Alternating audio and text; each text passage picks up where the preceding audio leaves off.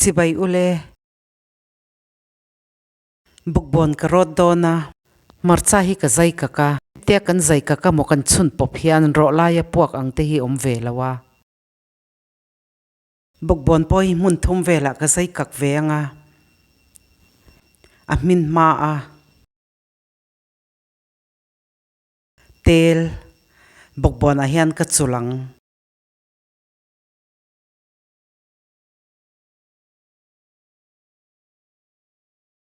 mei hi alai hol aya niam deuh hleka ka da a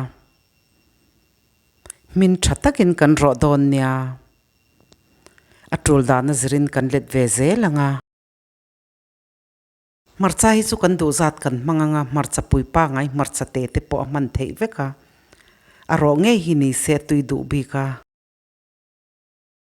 bukbon hi kan zai ka tel kan chula wangin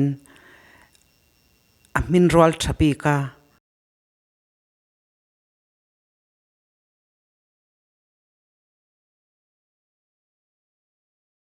pron var le marcha po hi a min tha a bukbon po min tha to a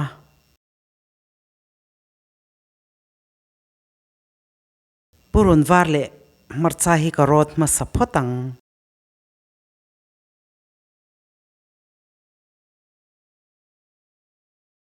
chi al tur tok ka tela purun var hi a min that chuan a chip ma a ro to ol sam kan du ang taka chipin kan ro tang purun sen purun hi ka rot ke deuh sokang chip dewa rot chuan a tuya chua arim a tui lo ma a akor hi ka khe nga lang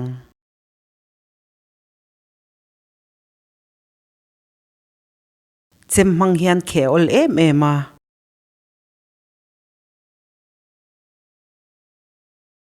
tel kan chul hian ro ati nuama thuk bal te hi ati ne pa amin nuwa tuitling ang te kha om ve lawa he in muthia manga atui na ya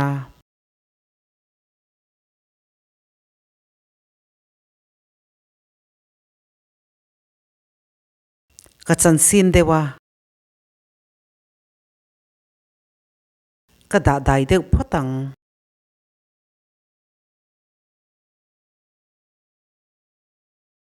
alo dai ve to a bokbon purun var le marcha te hi kan ro ve ka wangin arim hi tui em ema bokbon hi ka rot koi dewa